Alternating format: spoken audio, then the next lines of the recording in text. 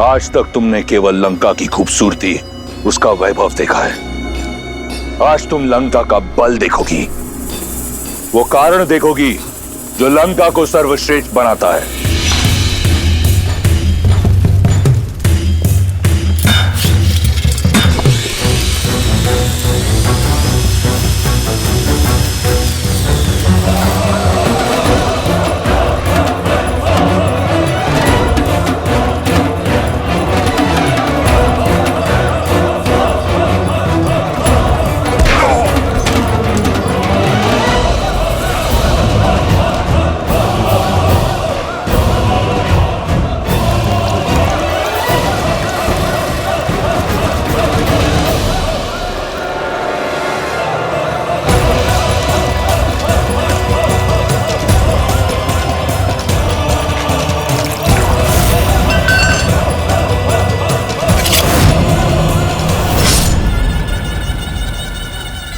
मुख मत मोड़ो सीता, इस दृश्य को अपने मन में, अपने मस्तिष्क में सजा लो। ये जो रक्त है, ये हर सिंहासन की नींव है। फिर चाहे वो अयोध्या हो या लंका, इन राक्षसों को देख रही हो, मांस के भूखे हैं। मनुष्य का मांस बहुत भाता है इन्हें। तुम्हारे वनवासी को खाने में तनिक संकोच नहीं करेंगे। ये 10 कोटि राक्षस लंका का बल नहीं। आओ, तुम्हें भय की परिभाषा दिखाता हूं।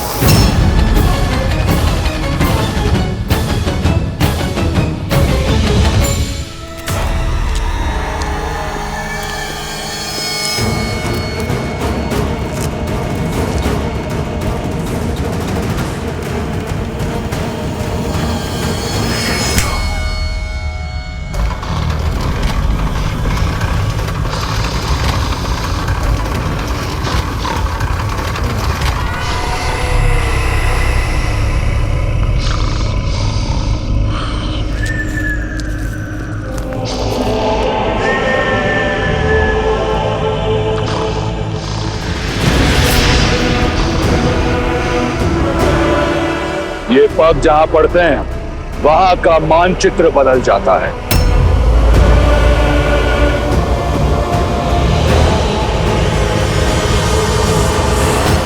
ये मानचित्र छोटा है रावण के साम्राज्य के सामने, पर हमें नहीं पता कि रावण ने माता सीता को कहां छुपा के रखा है, क्या उसका साम्राज्य कितना बड़ा है। इसलिए हमें संसार के कोने कोने में माता सीता को खोजना होगा। एक दल पूर्व में जाएगी, एक उत्तर में, एक और मेरा सबसे योग्य दल हनुमान, जामवंत, नल, नील और अंगद दक्षिण की ओर जाएंगे, जहां माता सीता के होने की सबसे अधिक संभावनाएं हैं। अंगद, तुम जाकर सभी वानरों को सूचित करो। मैं कुछ और तैयारियां करता हूं।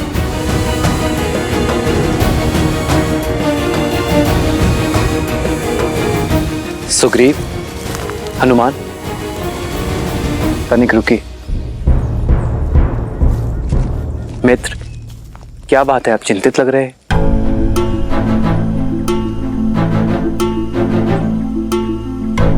जो कहने जा रहा हूं उसके लिए पहले से मैं आपसे क्षमा चाहता हूं, किंतु मेरा विचार है कि माता सीता की खोज में हम वानर जाए और आप लक्ष्मण भैया के साथ यहीं गिरिराज पर्वत पर रुके। क्या ये कैसे संभव है वानरराज? भाभी माँ की खोज में हम दोनों ही ना जाएं? समझने का प्रयास करे भ्राता लक्ष्मण। एक कारण हम वानरों की तीव्रता है। वन में हमारी गति से मेल खाना बहुत कठिन होगा आपके लिए।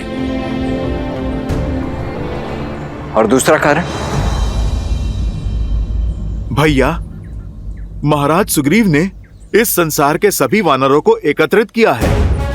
प्रभु श्री राम के नाम पर जिन वानरों में आपके बल और शक्ति के लिए श्रद्धा है, वो सभी वानर हमारी सहायता के लिए तत्पर हैं और वो बस इसीलिए कि प्रभु श्री राम उनका नेतृत्व कर रहे हैं।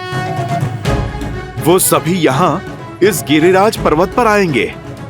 यदि प्रभु श्री राम यहाँ पर होंगे तब उनका मार्गदर्शन कर पाएंगे, उन वानरों को प्रेरित कर पाएंगे, सामान्य हित के लिए एक कर पाएंगे भैया। जिस राम नाम के लिए इस संसार की समस्त वानर सेना एकत्रित हो रही है, यदि प्रभु श्री राम यहां पर नहीं होंगे तो भैया सेना का मनोबल टूट जाएगा।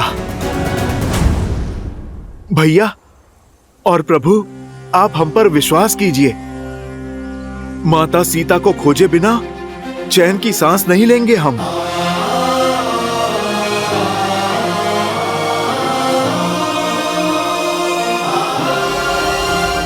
सुग्रीव, हनुमान, मुझे तुम्हारी योग्यता और मंशा पर तनिक भी संदेह नहीं है और नीति भी यही कहती है कि सर्वप्रथम गुप्तचरों को ही भेजना चाहिए। आप सीता को खोजिए, मैं और लक्ष्मण यही प्रतीक्षा करेंगे। यहां रहकर वानरों का मनोबल बढ़ाना भी एक बड़ा कार्य है मित्र, और यहां राज्य के अन्य कार्यों में भी मैं आपकी सहायता कर सकूंगा।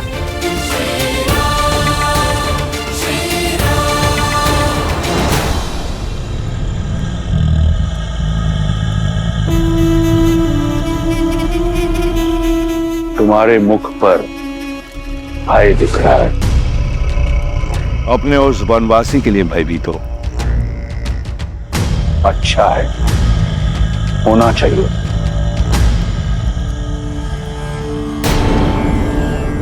एषा केतुः परम संख्ये मुखे वै सर्वा रक्षासम् कुंभकर्णः सदा शेते मूलो ग्राम्य सुखे रतः तम प्रविश्य महादेव राम सर्वतो योजनायतम्। यह मेरा अनुज कुंभकर्ण है। ब्रह्मा का वरदान प्राप्त है इसे। 6 माह तक निद्रा में रहता है और 6 माह तक यह विनाश का सूचक है। लंका और लंकेश की अभय ढाल है ये। और उन 6 माह में मेरा भाई अजय और अमर है। अब ये मत कहना कि तुम्हारा वनवासी ब्रह्मा के वरदान से लड़ सकता है। कुंभकर्ण जैसे ना जाने कितने योद्धा लंका में। मेघनाथ जैसा प्रतापी पुत्र है जिसने स्वयं इंद्र को परास्त किया है, जिसके पास सभी अमूल्य दिव्यास्त्र है, पशुपातास्त्र, सम्मोहनास्त्र और ब्रह्मास्त्र। क्या लगता है तुम्हारा वो वनवासी लड़ पाएगा इनसे? क्या हुआ? मौन हूं। तुम्हारी आशा के सारे दीपक बुझ गए। स्वप्न है तुम्हारा, टूटेगा जब मेरे श्री राम आएंगे। तुम्हें क्या लगा मुझे यहां लाकर भयभीत कर दोगे तुम? तुम्हारा ये छल भी मेरा बल बन गया। मेरा विश्वास और अधिक दृढ़ हो गया कि तुमने मेरा हरण अपने विनाश के लिए किया है, कि श्री राम को ये वनवास तुम्हारे पाप के अंत के निमित्त से मिला है।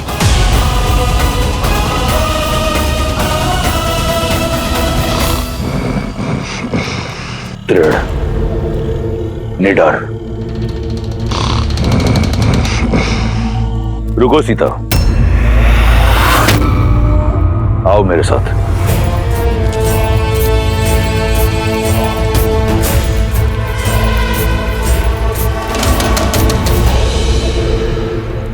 विश्वास है ना तुम्हें राम के आने का? तो ठीक है, दिया समय तुम्हें 1 वर्ष का। ये सूर्य घड़ी देख रही हो, एक दिन में 8 पहर होते हैं। 3 सहस्त्र पहर दिए तुम्हें। इन 3 सहस्त्र पहरों के बाद अपनी इच्छा से तुम अपना निर्णय बदलकर मुझसे प्रेम करोगी, मुझसे विवाह करोगी, अन्यथा यह दायित्व मेरा बल निभाएगा। अब से हर क्षण जब तुम राम को स्मरण करोगी तो रावण का विचार भी तुम्हें अवश्य आएगा। जाओ, कर लो अपने राम की प्रतीक्षा, ले लो मेरे धैर्य की परीक्षा।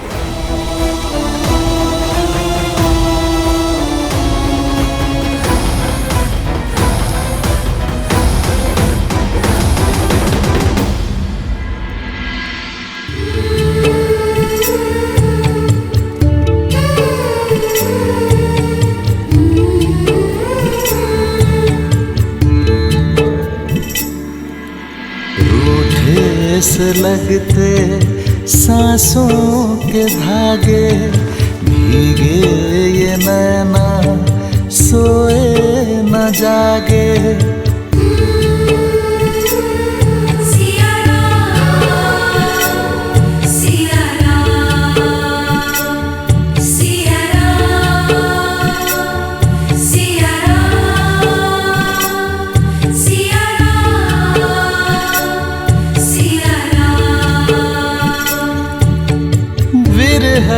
की आग में जले सिया राम, एक है तन और एक है प्राण।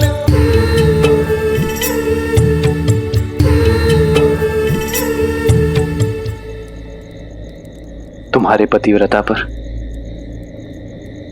मुझे संपूर्ण अटूट विश्वास है सीते, और मुझे ज्ञात है कि तुम्हारा विश्वास मुझ पर भी अटूट है।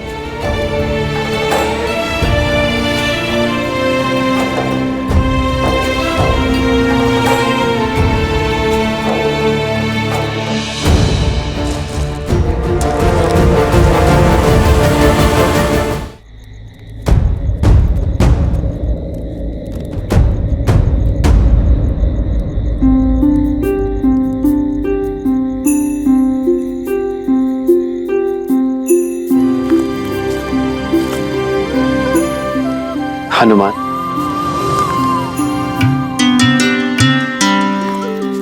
प्रणाम प्रभु।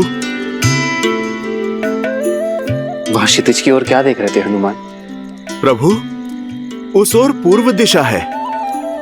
मैं सूर्योदय की प्रतीक्षा कर रहा हूं ताकि सूर्य के पहले आगमन के साथ ही हम माता सीता की खोज के लिए प्रस्थान कर सकें। आप अपनी सारी शंका, सारी चिंता हम पर छोड़ दीजिए। प्रभु, हनुमान के लिए माता अंजनी और माता सीता में कोई अंतर नहीं है। मैं आपको वचन देता हूं, चाहे मुझे आकाश पाताल एक ही क्यों ना करना पड़े, मेरे प्रभु श्री राम और माता सीता का मिलन अवश्य होगा। प्रभु,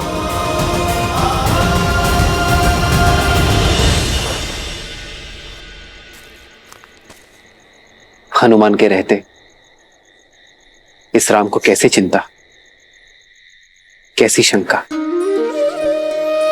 अब सूर्य की किरण धरती पर पहुंचे या ना पहुंचे, मन में विश्वास की किरण अवश्य आ गई है हनुमान। मुझे विश्वास है कि तुम मेरी सीता को ढूंढ लोगे।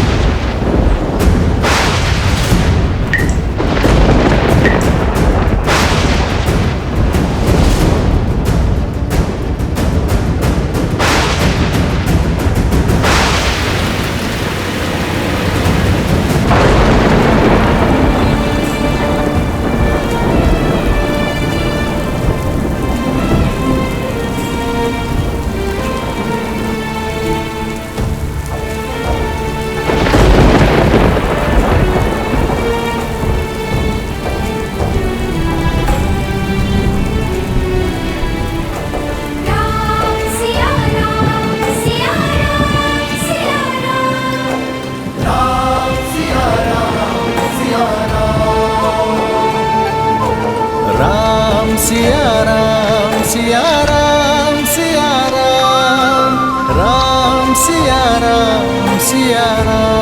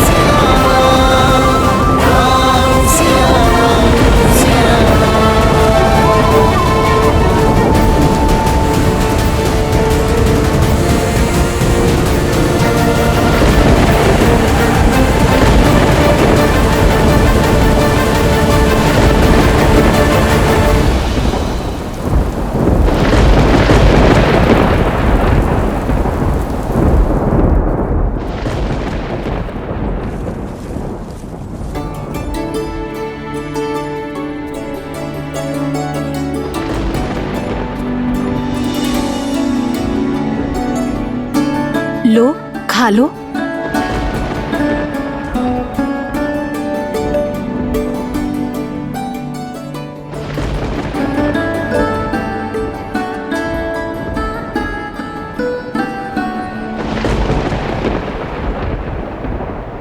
श्री राम।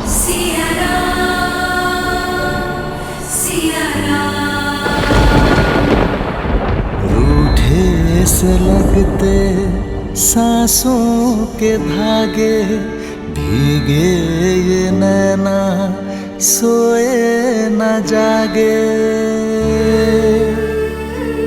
सिया राम सिया राम सिया राम सिया राम सिया राम सिया राम सिया राम।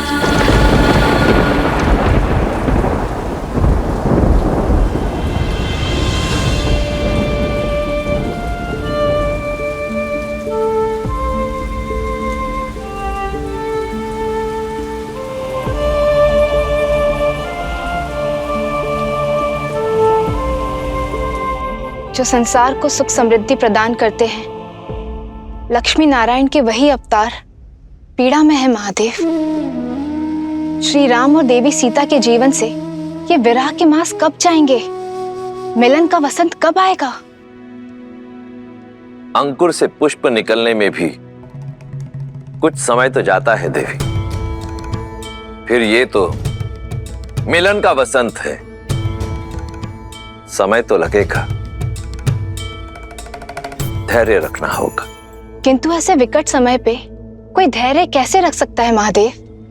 जैसे मेरे प्रभु श्री राम ने रखा। धैर्यम सर्वत्र साधनम। धैर्य से सब संभव है, सफलता भी। मेरे प्रभु श्री राम के जीवन का प्रत्येक पड़ाव, प्रत्येक कार्य केवल धर्म और मर्यादा की स्थापना के लिए है, और ये सब धैर्य के बिना संभव नहीं। वृक्ष को काटने के लिए कुल्हाड़ी को सैकड़ों चोट सहनी पड़ती है, परंतु रुकती नहीं। उसी प्रकार जो मनुष्य विषम परिस्थितियों को देखकर अपने घुटने टेक दे, जो बाधाओं को सामने देख अपने धैर्य को त्याग दे, सफलता उसे कभी प्राप्त नहीं होती। एक सच्चे नायक में सबसे बड़ी शक्ति होती है उसकी आशा, उसका धैर्य। और फिर ये तो परीक्षा ही धैर्य और विश्वास की है, जहां एक और श्री राम ने विषम से विषम परिस्थितियों का सामना करने पर भी अपने धैर्य को नहीं त्यागा, वहीं दूसरी ओर श्री राम के प्रति देवी सीता का विश्वास दिन प्रतिदिन अटल होता जा रहा है। और जब धैर्य और विश्वास की ऐसी युति सामने आ जाए तो स्वयं नियति को भी अपना पथ बदलने के लिए विवश हो जाना पड़ता है। फिर यह चतुर्मास क्या है देवी? मैंने समुद्र मंथन में उत्पन्न हुए हलाहल का सेवन केवल एक बार किया था, परंतु मेरे प्रभु श्री राम इस विरह रूपी हलाहल का सेवन हर क्षण, हर दिन, हर समय कर रहे हैं। अब तो प्रेम रूपी इस मंथन से उपजे विरह रूपी हलाहल को पीने के पश्चात ही मिलन का अमृत प्राप्त होगा मेरे श्री राम को। चतुर्मास के मेघ छटने के बाद देवी सीता को खोजने का मार्ग प्रशस्त हो जाएगा ना? जो सरल हो वो मेरे प्रभु श्री राम की यात्रा नहीं हो सकती।